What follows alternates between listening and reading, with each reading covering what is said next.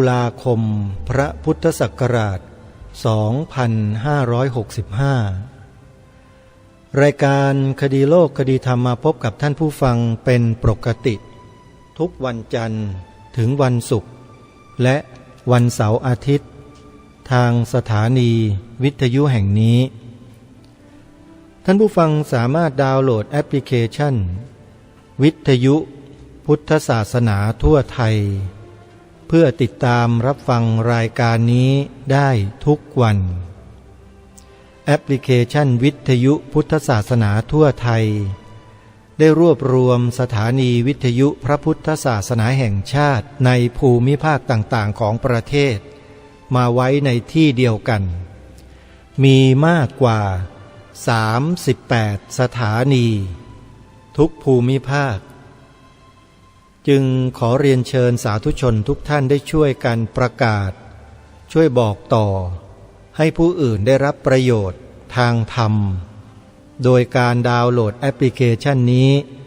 ไปฟังโดยทั่วถึงกันสาธุชนผู้ฟังทุกท่านวันนี้รายการคดีโลกคดีธรรมมาพบกับท่านผู้ฟังด้วยข้อมูลเนื้อหาที่ต่อเนื่องจากคราวที่แล้ว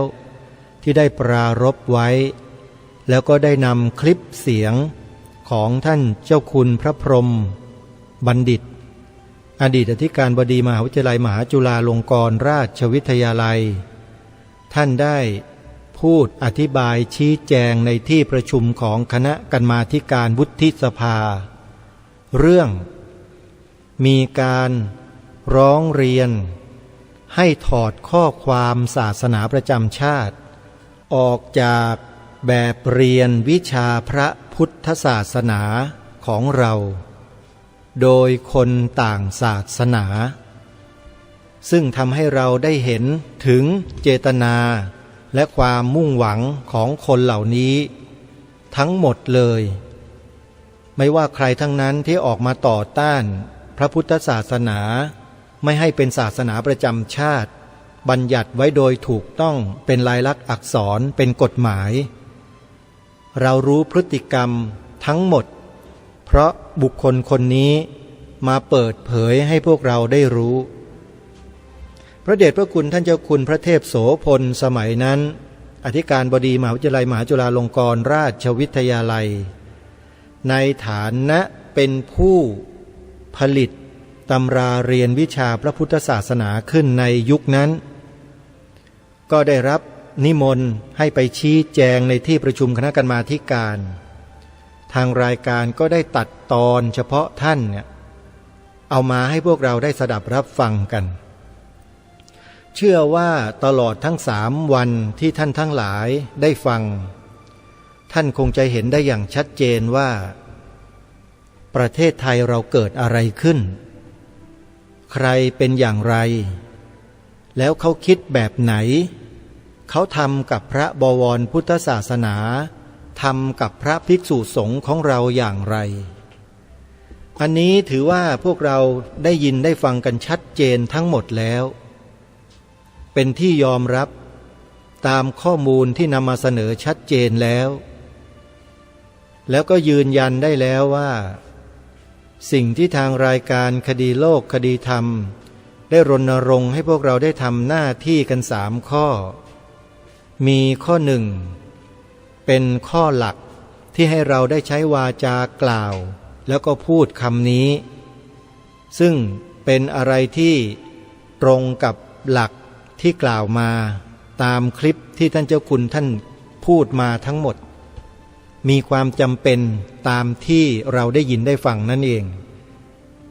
เพราะฉะนั้นการที่ทางรายการได้มารณรงค์ในเรื่องนี้จึงไม่ใช่เรื่องเลื่อนลอยมีพยานมีหลักฐานที่ชัดเจน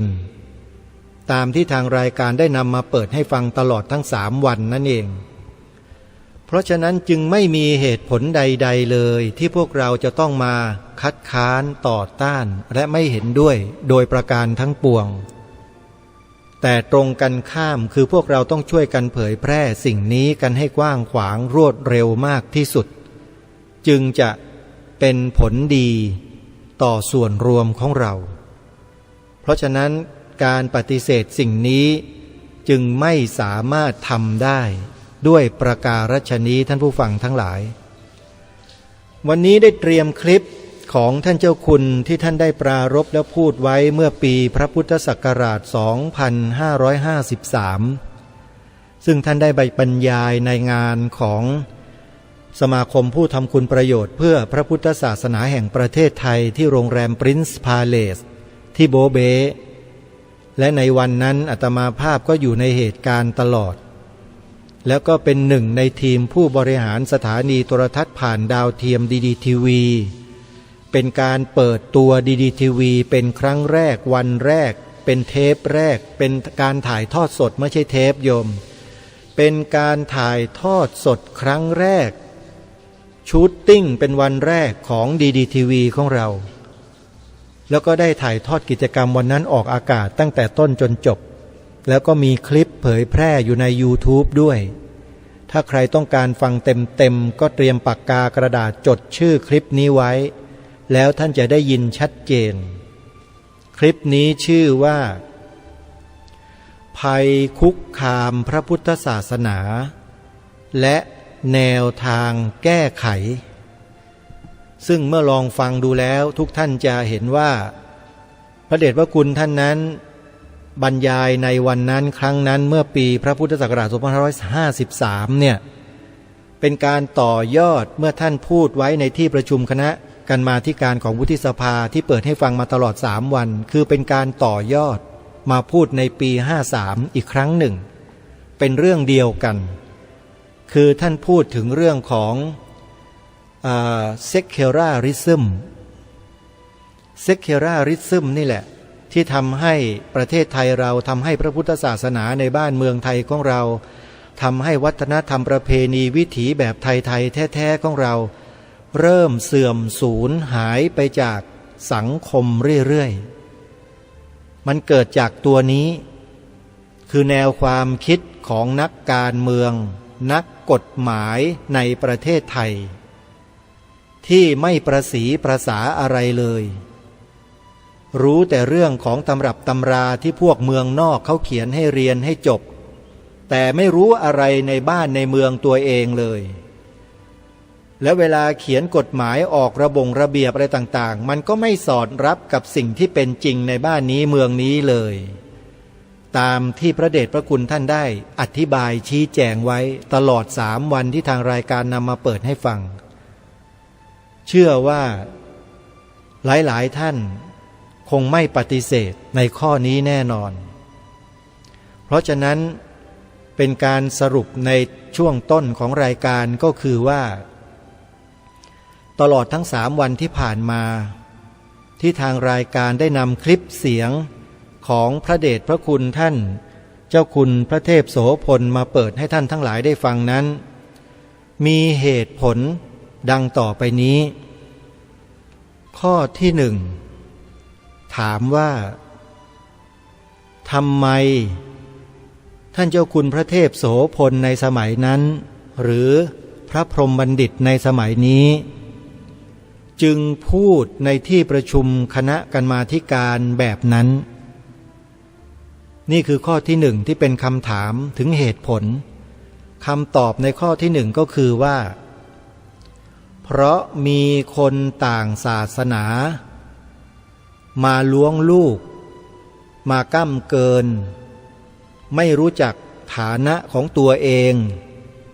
ล่วงละเมิดอำนาจของตัวเองก้าวก่ายอำนาจหน้าที่ของชาวพุทธอย่างชัดเจนโดยการทำหนังสือไปขอคำปรึกษาในหัวข้อหนังสือนะที่เขาเขียนว่าเรื่องขอปรึกษาแต่เนื้อหาจริงๆแล้วตอนท้ายถ้าใครอ่านก็คงจะดูออกของจดหมายฉบับเนี้ยมันจะมีถ้อยคำในลักษณะในเชิงข่มขู่อธิบดีกรมวิชาการอยู่ด้วยใครอ่านใครก็รู้อาตมาเองจบป.6 ยังรู้เลยโยมว่ามันขู่ให้ท่านเอาคำนี้ออกเพราะเหตุผลข้อนี้ข้อแรกท่านเจ้าคุณจึงต้องพูดในลักษณะเช่นนั้นเพราะมันเกิดเหตุนี้ขึ้น อันนี้ชัดเจนนะฮะข้อที่หนึ่งคือเหตุผลข้อที่หนึ่งข้อที่สองทำไมท่านเจ้าคุณพระเทพโสพลในสมัยนั้นท่านจึงย้ำแล้วย้ำอีกว่านักกฎหมายของเมืองไทยของบ้านเราเนี่ยดูกฎหมายไม่ออกดูไม่ทั่วโดยเฉพาะมาตราที่มีอยู่ในรัฐธรรมนูญมาตราหนึ่งที่บอกว่าพระมหากษัตริย์ทรงเป็นพุทธมามกะแล้วพระสงฆ์ในประเทศไทยเราเนี่ยได้รับปฏิบัติพิเศษมาโดยตลอดจากสถาบันพระมหากษัตริย์และรัฐบาลก็ต้องปฏิบัติตามจารีตประเพณีเหล่านั้นโดยไม่มีข้อสงสัยและก็ไม่มีข้อโต้แย้งใดๆทั้งสิ้นส่วนใครจะมาออกกฎหมายริดรอนสิทธิตรงนี้ของพระสงฆ์ทำไม่ได้และก็ไม่มีสิทธิธรรมทั้งสิ้นและก็คนต่างศาสนา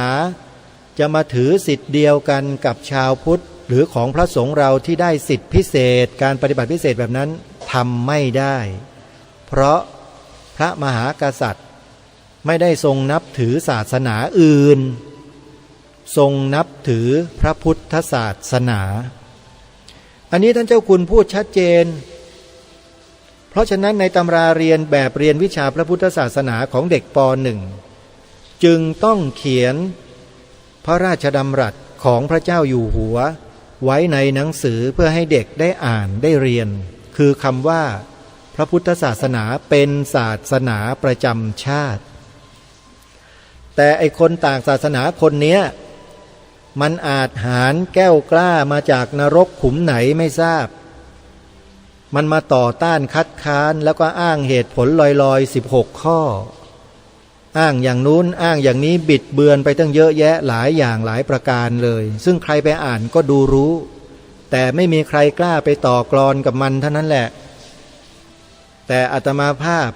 ก็พูดได้เท่านี้เลยโยมเพราะว่าถ้าต้องการจะรู้มากกว่านี้ต้องไปดูช่องนู้นช่องของอปปสเขานู่น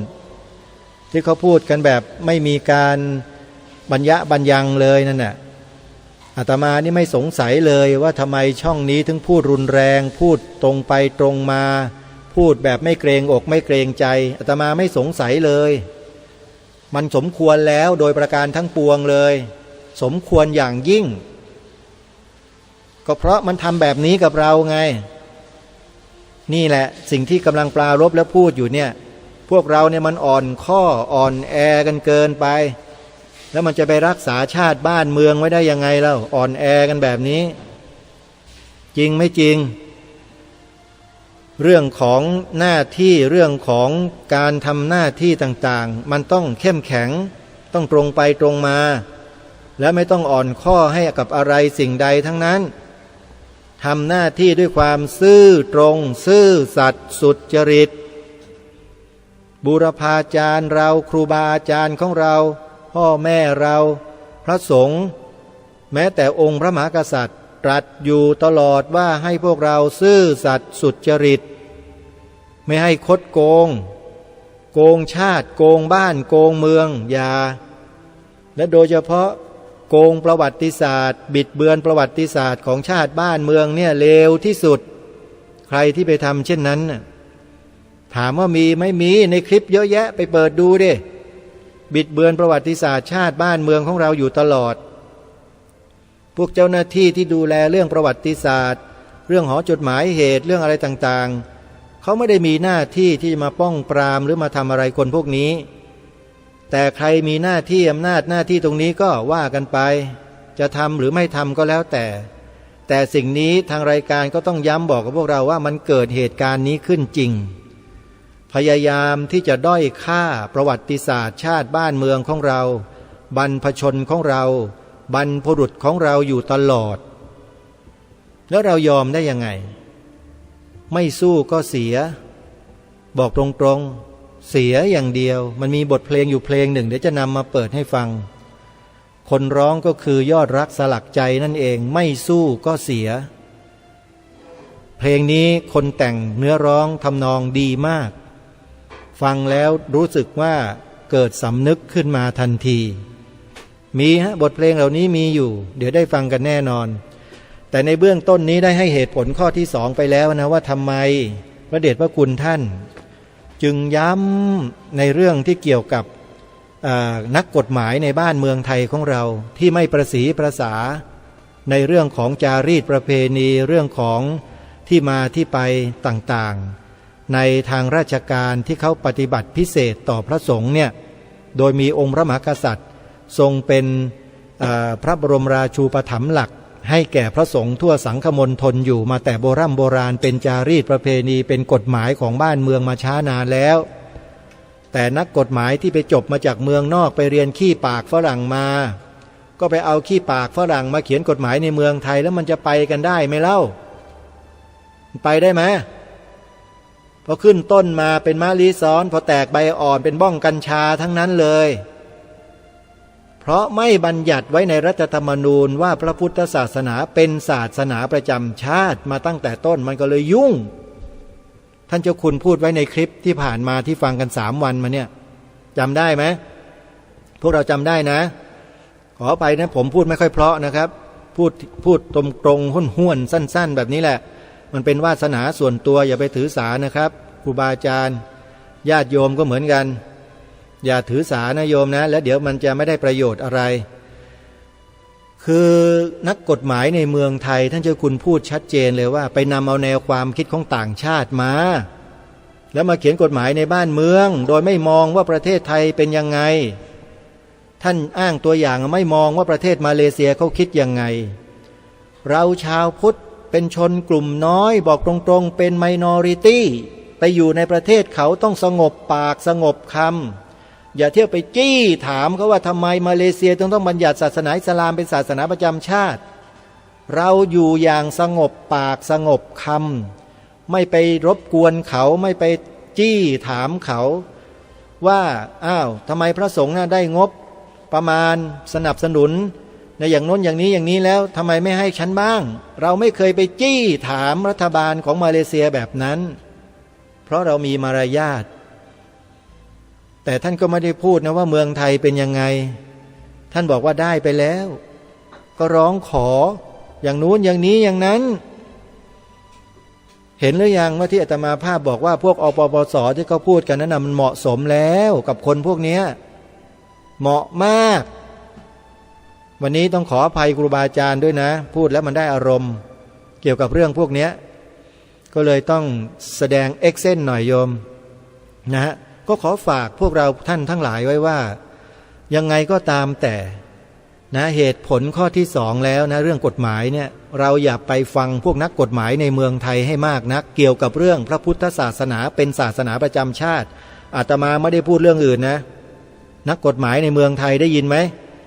พูดแต่เรื่องบัญญัติรับรองศาสนาพุทธเป็นศาสนาประจำชาติในกฎหมายรัฐธรรมนูญเนี่ยเราไม่ต้องไปฟังนักกฎหมายในเมืองไทยฟังบรรพบุรุษตัวเองนู่นฟังองค์บูรพมหากษัตริย์นู่นฟังไหมล่ะเดี๋ยวจะอ่านให้ฟัง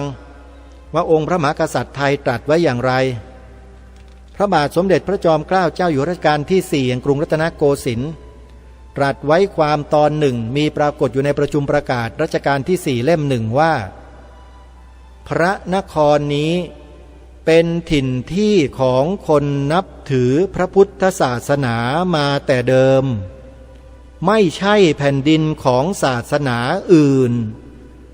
คนที่ถือศาสนาอื่นมาแต่อื่นก็ดีอยู่ในเมืองนี้ก็ดีจะโทมนัสน้อยใจด้วยริษยาแก่พระพุทธศาสนาพระบูชาอันนี้ไม่ได้ด้วยไม่ใช่เมืองของศาสนาตัวเลยถ้าโทมนัสก็ชื่อว่าโลภล่วงเกินไปได้ยินชัด2 รูหูไหมนักกฎหมายในเมืองไทยเป็นพระสุรเสียงของใครได้ยินชัดไหมแล้วยังจะมาต่อต้านยังจะไม่เห็นด้วยอีกหรือเปล่าในเรื่องของการบัญญัติไว้เป็นลายลักษณ์อักษรให้ถูกต้องตามกฎหมายว่าประเทศไทยมีพระพุทธศาสนาเป็นศาสนาประจำชาตินะนักกฎหมายคนไหนยังต่อต้านคัดค้านอันนี้อยู่ เตรียมตัวให้ดีนะอาตมาไม่ได้ขู่นะบอกให้เตรียมตัวไว้พูดภาษาพระเตรียมตัวก่อนตายเตรียมให้ดีนะถ้าจิตมันยังคิดอย่างนี้อยู่คือต่อต้านคัดค้านพระพุทธศาสนาไม่ให้เป็นศาสนาประจำชาติอยู่เนี่ยพอเวลาใกล้จะตายแล้วไอ้สิ่งเหล่านี้แหละมันจะไปหลอกหลอนอยู่ที่หน้าท่านกรรมนิมิตคตินิมิตทั้งหลายอะแล้วท่านจะไปดีไม่ดีมันก็ขึ้นอยู่กับเวลาที่จิตมันจะดับในเวลานั้นแหละแวบเดียวเพียงลัดนิ้วมือเดียวเท่านั้นเปี้ยงจบตายปุ๊บเกิดปั๊บไม่มีไอ้ตายแล้วไม่เกิดนอกจากพระอรหันต์เท่านั้นแหละที่ตายแล้วไม่เกิดแต่ถ้ายังเป็นปุถุชนเป็นพระโสดาบันสกทาคามีอนาคามีนี่ยังเกิดทั้งนั้นแหละอย่าหลงตัวเองกันนักนะพวกเราท่านทั้งหลายอะไรมันก็สู้หลักธรรมของพระพุทธเจ้าไม่ได้หรอกเพราะเป็นสัจจะคือความจริงถ้าเราไม่ยอมรับความจริงก็ทุกข์กันเข้าไปดิทุกข์กันอยู่นั่นแหละไม่ยอมรับความจริงกันเนี่ยก็พูดไปก็เสริมหลักธรรมเข้าไปด้วยแต่เราจะฟังกันออกหรือเปล่าเท่านั้นแหละนะอันนี้เป็นเหตุผลข้อที่สองเรื่องนักกฎหมายที่ท่านเจ้าคุณพูดไว้ข้อที่สามอันนี้สำคัญพระเดชพระคุณท่านอ้างกระแสพระราชดำรัสของพระบาทสมเด็จพระเจ้าอยู่หัวภูมิพลอดุลยเดชในสมัยนั้นรัชกาลที่9เมื่อครั้งที่พระองค์เสด็จเยือนกรุงวาติกันวันที่10พฤษภาคมพระพุทธศักราช2527สันตปาปาจรพที่2ได้ตรัสถามพระองค์ว่าประชาชนคนไทยของท่านเป็นอย่างไรองค์พระบาทสมเด็จพระเจ้าอยู่หัวของเราตรัสตอบสันตปาปาจรพในครั้งนั้นว่าประชาชนของข้าพเจ้าเป็นประชาชนที่ส่วนใหญ่นับถือพระพุทธศาสนาอันเป็นศาสนาประจำชาติพระประมุขของประเทศไทยของเราพูดกับพระประมุขของต่างประเทศคือสันทปาปาจรพที่2แห่งกรุงวาติกันที่ยิ่งใหญ่อย่างมากๆของโลกเนี่ยตรงนี้หมายถึงอะไรนักกฎหมายหมายถึงอะไรพระเดชพระคุณท่านพูดบอกว่าพระราชดำรัสนี้ครอบคลุมไปทั่วทั้งหมดทั้งราชอาณาจักรหมดไม่มีเหลือเลยเพราะฉะนั้นเราชาวพุทธเราคนไทยจึงมีสิทธิ์ที่จะพูดคำว่าพระพุทธศาสนาเป็นศาสนาประจำชาติไทยของเราจึงมีสิทธิ์พูดเพราะฉะนั้นใครที่มาคัดค้านต่อต้านไม่เห็นด้วยอะไรต่างๆเนี่ยบอกมาผมบอกกับครูบาอาจารย์แล้วว่าให้บอกมาจดชื่อนามสกุลตำแหน่งที่อยู่ส่วนราชการหรืออะไรแล้วแต่เดี๋ยวบอกผมมาเดี๋ยวจะเจริญพรให้เองมีไหมล่ะแต่ท่านต้องอ้างพระราชดำรัสของในหลวงรัชกาลที่9ให้ชัดนะอ้างพระราชดำรัสของล้นเกล้ารัชกาลที่4ที่ได้อัญเชิญมาเมื่อสักครู่นี้ให้ถูกต้องด้วยนะแล้วถ้าคนไหนคนไหนมันบอกว่าต่อต้านกระแสพระดำรัสของพระเจ้าอยู่หัวของเราเนี่ยบอกมานี่ไงพวกเราเข้าใจหรือยังว่าพวกเราไม่ทำหน้าที่กันเองไม่พูดกันเองไม่ใช้กันเองมีอาญาสิทธิ์อยู่ในมืออยู่ในปากแต่ไม่ใช้กันเองเห็นไหมแล้วก็มาว่ารายการคดีโลกคดีธรรมอยู่นั่นแหละหาว่าพูดเรื่องเดียวเรื่องเก่าไม่เอาออกอากาศให้แล้วหน้าเบื่อหน้าเซ็งท่านก็ไปเชื่ออีกโยมปากแบบนี้เข้าแล้วก็ไม่ออกรายการนี้เลยเสียประโยชน์ไหมลองคิดดูให้ดีมันเสียประโยชน์ชาติไหม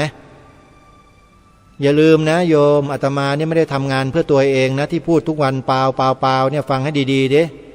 ทำเพื่ออะไรแล้วมีคนหนึ่งมาพูดกระแทกแดกดันมาบ่นให้ต่อหน้า แล้วครูบาอาจารย์เราก็บอกว่าไม่ออกและรายการนี้งดถามว่าเราเสียประโยชน์ไหมอันเนี้ยเป็นข้อคิดให้พวกเราได้คิดกันไม่ใช่หมายความว่าที่พูดแบบนี้เพราะว่าอยากจะอยู่ในสถานีวิทยุเหล่านั้นเหล่านี้เพื่ออย่างนั้นอย่างนี้ไม่มีความคิดในเรื่องเหล่านี้ให้กับตัวเองเลยบอกตรงๆไม่มีเลยฮะชื่อเสียงเกียรติยศลาภสรรเสริญสุขของปลอมทั้งนั้นท่านจำได้ไหมที่ทางรายการได้อัญเชิญพระพุทธดำรัสขององค์สมเด็จพระสัมมาสัมพุทธเจ้ามาอ่านให้ฟังเป็นพระคาถาแรกในหนังสือแบบเรียนวิชาธรรมวิภาคของนักธรรมเอกที่พระพุทธองค์ตรัสเอาไว้ว่าเอทะปัสสธิมังโลกังจิตตังราชรถูปมังยัตถพาลาวิสีทันตินัตถิสังโฆวิชานตังจำได้หรือไม่นั่นแหละเพราะฉะนั้นรายการคดีโลกคดีธรรมไม่ได้ปรารถนาเลยสิ่งเหล่านั้นน่ะของปลอมสมมุติกันทั้งนั้นของจริงที่ไหนล่ะท่านโลภโกรธหลงอันเป็นตัวที่ทำให้ลาภยศสรรเสริญสุขนินทาต่างๆเสื่อมลาภเสื่อมยศนินทาทุกข์ต่างๆมันเกิดขึ้นในโลกใบนี้อยู่ตลอดเวลาเพราะมันมีฐานอำนาจของกองกิเลส3 กองทั้งนั้นคือโลภโกรธหลง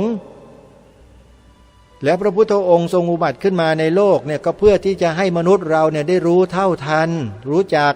โลภโกรธหลงแล้วก็ฆ่ามันทิ้งเสียฆ่าความโลภฆ่าความโกรธฆ่าความหลงนี่คือเป้าหมายหลักของพระสัมมาสัมพุทธเจ้าแล้วรายการคดีโลกคดีธรรมมีเป้าหมายอย่างไร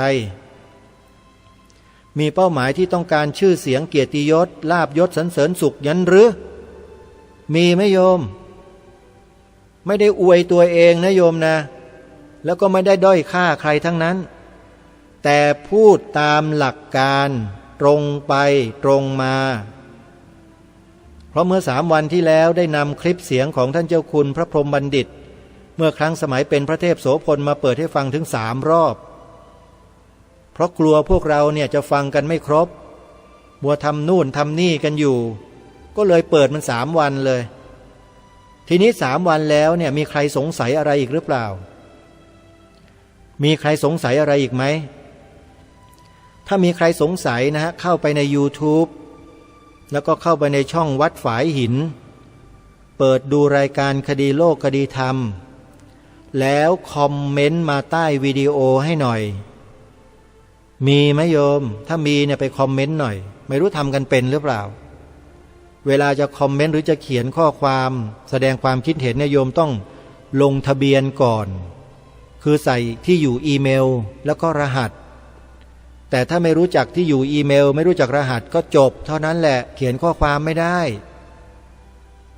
เราก็ต้องเรียนรู้สิ่งเหล่านี้กันด้วยนะโยมนะมันไม่ได้ยากหรอกเพราะเขาทำมาให้มนุษย์ใช้ทำให้มนุษย์ใช้เป็นแล้วเราก็มาอ้างว่าไม่เป็นอยู่แล้วก็ไม่ทำอะไรกันเลยเนี่ยมันก็ไม่เป็นตลอดชาตินั่นแหละก็ฝึกสิ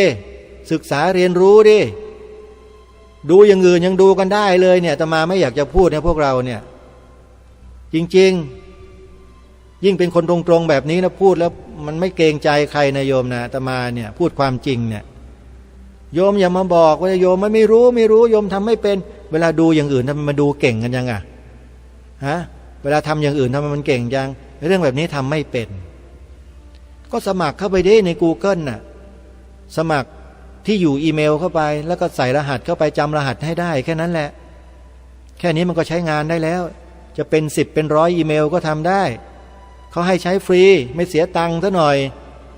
อาตมายังใช้อยู่เลยตั้ง5-6อีเมลนู่นน่ะเปิดช่องเพจเปิดช่อง Facebook อะไรต่างๆYouTube ก็ใช้พวกนี้แหละแต่ก็ไม่ค่อยมีผลงานโพสต์สักเท่าไหร่หรอกไม่มีเวลาหาแอดมินที่เขาเสียสละเก่งๆมาช่วยงานก็ไม่มีแต่จะเอาเงินกันทั้งนั้นก็มีแต่วัดป่าจริยธรรมที่โชคนะช่วยอยู่ทุกวันไม่เก็บตังค์เลยช่วงนี้เพราะรู้ว่าพระอาจารย์เองก็ลำบากไม่มีโยมบริจาคให้ เพราะว่าไม่ได้บอกบุญญาติโยมเลยยังมีภาระมีอะไรต้องทำอีกเยอะญาติโยมก็ไม่ต้องกังวลนะโยมพระรูปนี้ไม่ได้ถือเตารีดกับคันไถนะโยมไม่ต้องห่วงมีแต่ถือไมโครโฟนแล้วก็ชี้หน้าศัตรูเท่านั้นแหละนะนั้นก็ฝากพวกเราไว้ด้วยเพราะฉะนั้นเหตุผลข้อที่3ที่พระเดชพระคุณท่านพูดถึงนะในเรื่องของพระราชดำรัสของพระบาทสมเด็จพระเจ้าอยู่หัวรัชกาลที่9ที่ตรัสกับสันตะปาปาจอห์นพอลที่2ที่กรุงวาติกันพระองค์ตรัสชัดเลยว่าประเทศไทยมีพระพุทธศาสนาเป็นศาสนาประจำชาติแล้วมันก็ไปสอดรับกับข้อที่1ในเรื่องของตัวหนังสือที่อยู่ในตำราเรียนวิชาพระพุทธศาสนาที่มีคนต่างศาสนาที่ปัญญาต่ำเนี่ยออกมาต่อต้านคัดค้านแล้วก็ไม่เห็นด้วยทำหนังสือถึงอธิบดีกรมวิชาการในสมัยนั้นนี่แหละคือไม่รู้จักฐานะตัวเองไงอาหังการมะมังการเกินดีแล้วที่ถูกพวกอปปสเขาเล่นเอานั่นน่ะคนพวกเนี้ยมันเหมาะสมแล้วไงถึงบอกไงแล้วตอนนี้ได้ข่าวไปลบช่องเขาทิ้งแล้วน่ะก็เลยออกรายการไม่ได้ใครที่พิมพ์อปปสเนี่ยโยมออกรายการ YouTube เขาไม่มีแล้วนะเขาปิดแล้วถือโอกาสประกาศให้ทราบเลยถ้าใครอยากจะชมนะเดี๋ยวอาตมาภาพจะบอกว่ามีช่องไหนนะโยมจดชื่อไว้หลายๆช่องหน่อยปากกาพร้อมไหมกระดาษพร้อมไหมโยมถ้าพร้อมแล้วนะเตรียมกระดาษปากกาก่อนให้เตรียมสักครู่หนึ่งหลายคนยังไปหาปากกาไม่เจอไปหยิบเอาตะเกียบซิอีกค่อยๆเป็นค่อยๆไปนะโยมนะอายุเราก็เหลือน้อยกันแล้วนะญาติโยมช่องใหม่เลยนะที่ทางอปปสเขาเปิดแล้วก็แจ้งทางอาตมาภาพมาบอกว่าให้ช่วยบอกกับญาติโยมด้วยว่าถ้าใครดูอปปสไม่ได้ตอนนี้ให้เปลี่ยนชื่อช่องใหม่นะไปดูใหม่เลยจะเป็น Facebook ก็ดี YouTube ก็ดีนะมีให้ดูเหมือนเดิมเอาช่องก่อนนะเป็นช่อง YouTube นะโยม YouTube ชื่อนะชื่อนะ Facebook ก่อน Facebook นะเพจชื่ออปปสปราบกบฏจุดโยมไปเขียนไว้เองแล้วกันกบฏอะไรนะทำไมไม่ต่อให้ได้ขี้เกียจคันปาก Facebook เพจอปปสจุดปราบกบฏจุดโยมก็ว่ากันไปเองแล้วกันนะให้ราบคาบแล้วก็ Facebook อีกชื่อหนึ่งคนไทยรวมใจปราบกบฏจุดไม่พูดละเสียปากแล้วก็ Facebook ของประพันธ์กิตติฤดีกุลเป็นภาษาไทยนะประพันธ์มีสระอุด้วยประพันธุการันเนี่ยแล้วก็กิตติฤดีกุลแล้วก็อีกหนึ่ง Facebook ปราบกบฏจุดไปเขียนเอาเองนะไปหาเอาเองปราบกบฏนั่นแหละในช่อง Facebook หมดแล้วมีอยู่4ช่องส่วน YouTube มี2ช่อง YouTube นะ YouTube จดไว้ให้ดีนะ YouTube ช่องแรก A ตัวใหญ่เป็นอักษรอังกฤษนะ A ตัวใหญ่พิมพ์ใหญ่ I พิมพ์เล็ก AI แล้วก็เว้นวรรคเพชรทองไปหาเองโยมอาตมาขี้เกียจสะกดแล้วไม่อยากสะกดให้แล้วก็ YouTube เป็นภาษาไทยนะ YouTube นะเข้าไปดูช่องนี้นะรวมพลังคนไทยพุทธรวมพลังคนไทยพุทธเดี๋ยวอาตมาภาพก็จะเปิดดูช่องนี้แหละรวมพลังคนไทยพุทธนะเข้าไปดูกันต่ออย่าไปเกรงใจใครนะอย่าไปเกรงใจคนที่ไม่เกรงใจเราขอร้องนะพวกเราคนไทยทั้งหลายทั้งปวงอย่าไปเกรงใจใครกับคนที่มันไม่เกรงใจเราอาตมาเนี่ยไม่ได้นะเรื่องพวกนี้ต้องเต็มที่เต็มเหนี่ยวแต่ไม่ได้ด่าว่าใครไม่ได้กล่าวร้ายใครไม่ได้โจมตีใครทั้งนั้นแนะนำให้พวกเราได้รู้ว่าอะไรต่างๆนี่คือหน้าที่ของรายการคดีโลกคดีธรรมญาติโยมทำแบบไม่ต้องไปเรียอะไรยไม่ต้องไปบอกบุญญาติโยม เ พียงแค่บอกให้พวกเราทำบุญกันเนี่ยบุญใหญ่เลยช่วยกันเผยแพร่ช่วยกันบอกช่วยกันศึกษาเรียนรู้ช่วยกันดูนะส่วนเรื่องอื่นๆเดี๋ยวเราค่อยว่ากันเราแก้ปัญหาสิ่งเหล่านี้ให้มันจบซะก่อนภัยภายนอกอันนี้ภัยภายนอกนะที่พูดเนี่ยภัยใหญ่ด้วยแล้วมันจะกลืนกันทั้งบ้านทั้งเมืองเลยนะนี่แหละต้องระมัดระวังถ้าอยากจะรู้ข้อมูลก็ไปดูเนี่ยรวมใจคนไทยพุทธอ่ะอย่างที่ได้อ่านให้ฟังเมื่อสักครู่นี้ชื่อช่องเนี่ย YouTube นะอันนี้ก็เป็นเหตุผลข้อที่3ที่หยิบยกขึ้นมากล่าวในรายการวันนี้คิดว่า3ข้อนี่ก็น่าจะเพียงพอแล้วมั้งนะหรือจะเอาอีกข้อหนึ่งเรื่องของแนวความคิดก็แล้วกันข้อ4ท่านเจ้าคุณท่านพูดไว้ดีแนวความคิดของนักกฎหมายไทยที่ไปเรียนมาจากต่างประเทศไปรับเอาแนวความคิดของเขามาแยกศาสนาออกจากรัฐจริงๆแล้วคำนี้พระเดชพระคุณท่านใช้ในคลิปอีกคลิปหนึ่งที่จะเปิดให้ฟังวันนี้ท่านใช้คำว่า secularism เดี๋ยวเราได้ฟังแน่เวลามีอยู่แค่ไม่กี่นาทีเอง7 นาทีหรืออย่างไร3 นาที5 วินาทีเดี๋ยวได้ฟังกันแน่นะว่าท่านพูดไว้อย่างไร secularism คือคฤหัสถ์นิยม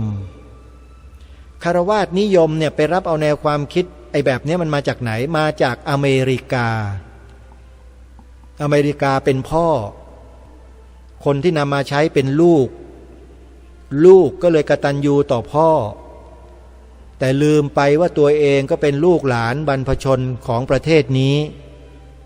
กลับกลายเป็นกินบนเรือนแล้วขี้บนหลังคาจริงไม่จริงจะรู้ตัวหรือไม่รู้ตัวก็แล้วแต่คุณได้ทำลงไปแล้วส่วนคุณจะไม่ยอมรับก็ช่างเรามีหน้าที่มาชี้มาบอกคุณให้รู้ว่าการกระทำเช่นนั้นน่ะมันกินบนเรือนแล้วขี้บนหลังคากันทั้งนั้นเลยทำยังไงต่อต้านไม่ให้มีการบัญญัติพระพุทธศาสนาเป็นศาสนาประจำชาติไทยไว้ในรัฐธรรมนูญใครก็ตามที่ต่อต้านประเด็นนี้ไม่ให้บัญญัติไว้คนนั้นถือว่ากินบนเรือนขี้บนหลังคาอาตมาเป็นคนตรงนะโยมต้องขอขมาครูบาอาจารย์ด้วยนะครับขอขมาญาติโยมด้วยความจริงใจนะโยมอาตมาไม่ได้เป็นคนพูดหยาบหรอกอันนี้ไม่ใช่คำหยาบนะกินบนเรือนขี้บนหลังคาเนี่ยเป็นคำปกติเป็นเขาเรียกว่าเป็นภาษิตแบบไทยๆเราหมายถึงอะไรล่ะพระคุณเจ้าไม่ยอมแปลสักทีหนึ่งหมายถึงไอ้คนอกตัญญูคำว่ากินบนเรือนขี้บนหลังคาเนี่ยคือกินอยู่หลับนอนอยู่บนเรือนแต่เวลาขี้มันนันไปถ่ายไปขี้บนหลังคาบ้านเนี่ยนี่แหละเขาเรียกว่าเขาเปรียบเทียบเปรียบเปรยไงเป็นพวกอกตัญญูต่อชาติบ้านเมืองต่อบรรพบุรุษตัวเองต่อพ่อแม่บิดามารดาครูบาอาจารย์เนี่ยไอ้พวกเนี้ยแล้วจะไปพูดดีกับมันทำไมอ่ะไอ้คนอกตัญญูแบบนี้พระพุทธเจ้าก็ตรัสไว้ในมงคลสูตรเป็นคาถาแรกเลยอเสวนาจะพาลานังเห็นไหมพวกนี้ถือเป็นคนพาลนะพุทธเจ้าห้ามคบหาสมาคมแล้วไปเกรงใจทำไมไม่ต้องเกรงใจดิพูดตรงๆพูดในสภาวะที่มันตรงๆถูกต้องเลยคนที่มีลักษณะอาการแบบนี้เกรงใจทำไมเล่าเราก็ทำหน้าที่ของเราไปสิประกาศไปเชิญชวนไปช่วยกันนะคำนี้พระบาทสมเด็จพระเจ้าอยู่หัวรัชกาลที่9ตรัสไว้กับพระสันตะปาปาจรปที่2นะประเทศไทยหรือพระพุทธศาสนาเป็นศาสนาประจำชาติไทยของเราเนี่ยคำนี้ที่ให้พูดกันนะพระพุทธศาสนาเป็นศาสนาประจำชาติไทยของเราแล้วก็มีข้อที่2ข้อที่3ที่ให้ทำกัน3ข้อที่2ก็คือพระราชทานธงไตรรงค์ไว้แล้วก็ทรงพระราชทานความหมายไว้ให้เราด้วยเราก็ท่องจำให้ได้ถ้าท่องจำไม่ได้หมดขอแค่ท่อนเดียวคือสีขาวของธงชาติไทยตีความหมายให้ถูกต้องตรงกัน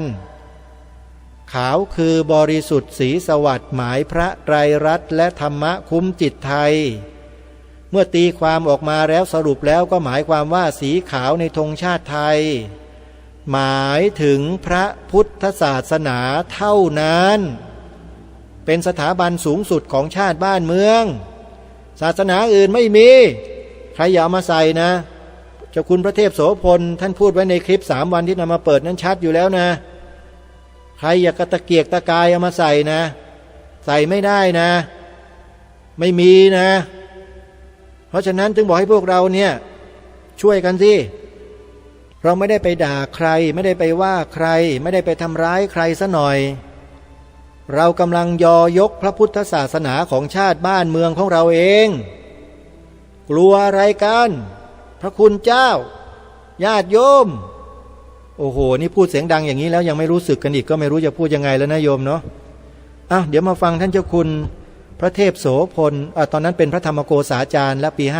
53ท่านไปบรรยายเรื่องภัยคุกคามพระพุทธศาสนาและแนวทางแก้ไขเอาไว้ที่โรงแรมพรินซ์พาเลทเมื่อปีพระพุทธศักราช2553อาตมาภาพอยู่ในเหตุการณ์ตลอดทั้งวันทั้งงานเลยดูท่านติดตามท่านถ่ายทอดสดท่านออกทีวีด้วย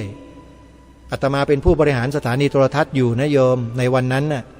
นั่นแหละแล้วก็เริ่มยิงสัญญาณครั้งแรกถ่ายทอดสดลองไปฟังท่อนสั้นๆที่มีความสำคัญที่เราจะต้องได้ยินได้ฟังร่วมกันว่าพระเดชพระคุณท่านได้พูดไว้อย่างไร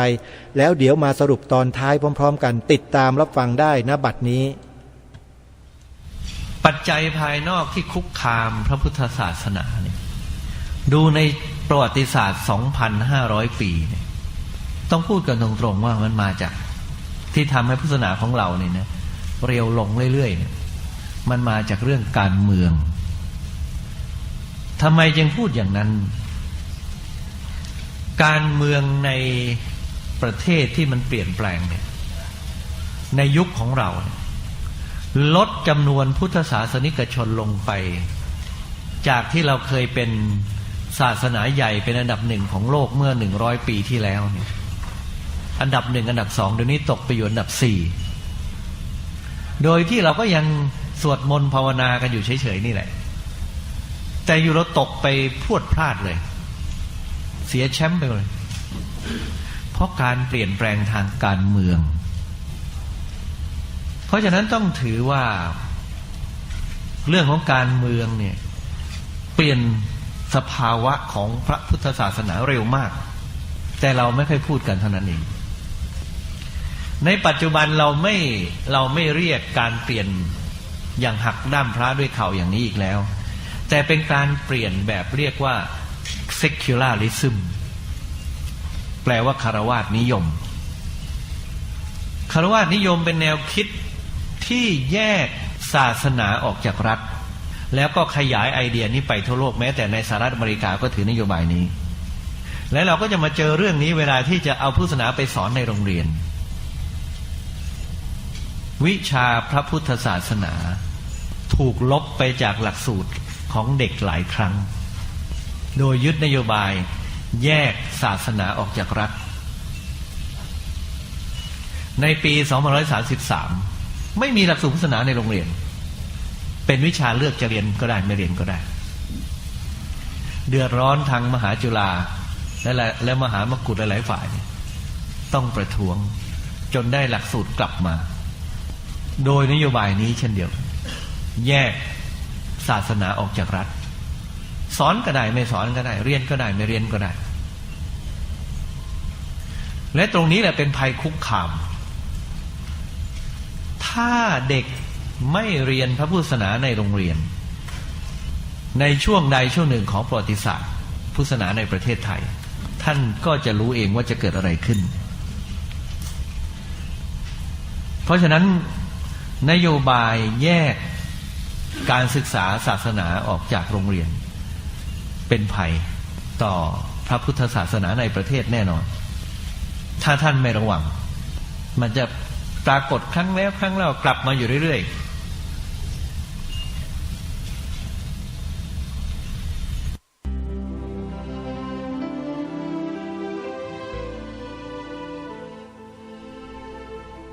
เป็นไง ไงท่านผู้ฟังทุกท่าน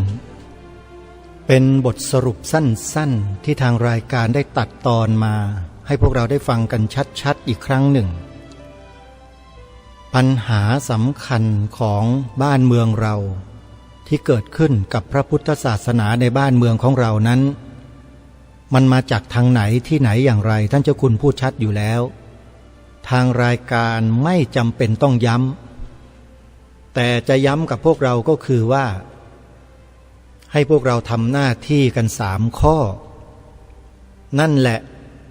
คือสิ่งที่จะสามารถดึงจิตดึงใจดึงกำลังดึงความสามารถดึงทุกสิ่งทุกอย่างที่ดีงามกลับมาได้ทั้งหมด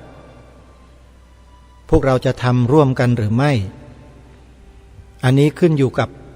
ดุลยพินิจของพวกเราทุกคนกันเองนะโยมนะอาตมามีหน้าที่มาเปิดให้พวกเราได้ฟังและตัดสินใจกันแล้วพิจารณาให้ละเอียดให้ลึกอย่าคิดอย่ามองอะไรตื้นๆถ้ามองตื้นๆก็จะเห็นแต่คำที่ไม่ไพเราะไม่เพราะของอาตมาเท่านั้นแหละประโยชน์จะไม่ได้อะไรเลยโยมแต่มองเหตุมองผลกันให้ลึกๆนะโยมนะอาตมานี่ขอขมาญาติโยมแทบทุกวันขอแล้วนะโยมด้วยสตินะโยมพูดเนี่ยไม่ใช่ไม่มีสติเอาแต่ความมันไม่ใช่เลยโยมเรื่องนี้ไม่ใช่เรื่องมันนะโยมนะเป็นเรื่องคอขาดบาดตายของพระพุทธศาสนาในเมืองไทยในบ้านเมืองของเราแท้ๆเลยจะช่วยไม่ช่วยก็แล้วแต่นะโยมนะแต่อาตมาภาพนั้น100%ต้องทำหน้าที่วันนี้เวลาของรายการหมดลงแล้วอาตมาภาพต้องขอสมมุติยุติไว้แต่เพียงเท่านี้ก่อนวันพรุ่งนี้มีเนื้อหาสาระมีอะไรที่จะมาพูดคุยกันติดตามรับฟังได้ในวันต่อไปขอความสุขสวัสดีในองค์สมเด็จพระสัมมาสัมพุทธเจ้าจงบังเกิดมีแก่พวกเราทุกคนทุกท่านด้วยกันเทินขอเจริญพรกล้าคิดก็ต้องกล้าทำอย่ากลัวถ้าทำความดีเป็นศึกษาปัญหาให้ทันท่วงทีเมืองไทยจะพัฒนากว่านี้รายการดีคดีโลกคดีธรรมขอรำพันบรรยายความคิดเครื่องหมายแห่งสีทั้ง3งามถนัดขาวคือบริสุทธิ์สีสวัสดิ์หมายพระไตรรัตน์และธรรมะคุมจิตไทยแดงคือโลหิตเราใสซึ่งยอมสละได้เพื่อรักษาชาติศาสนาน้ำเงินคือสีโสภาอันจอมประชาพระโปรดเป็นของส่วนองค์จักริ้วเข้าเป็นไตรรงค์จึงเป็นสีธงที่รักแห่งเราชาวไทย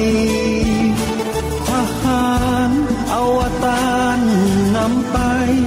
ยงยุทธวิชัยวิชิตก็ชูเกียรติสยามประเทศไทยที่เจริญมั่นคงมาได้จนถึงทุกวันนี้มิได้เกิดขึ้นจากความหวาดกลัวอย่างคลาดเขลาแต่บรรพบุรุษไทยของเราทุกยุคทุกสมัยล้วนแต่มีความกล้าหาญและชาญฉลาดปกป้องเอกราชสร้างชาติให้เกิดความมั่นคงโดยมีธงแห่งพระไตรรัตน์เป็นเครื่องนำชัยจึงเป็นที่มาที่ไปของรายการคดีโลกคดีธรรมกล้าคิดก็ต้องกล้าทำอย่ากลัวถ้าทำความดีเป็นศึกษาปัญหาให้ทันท่วงทีเมืองไทยจะพัฒนากว่านี้รายการดีคดีโลกคดีธรรม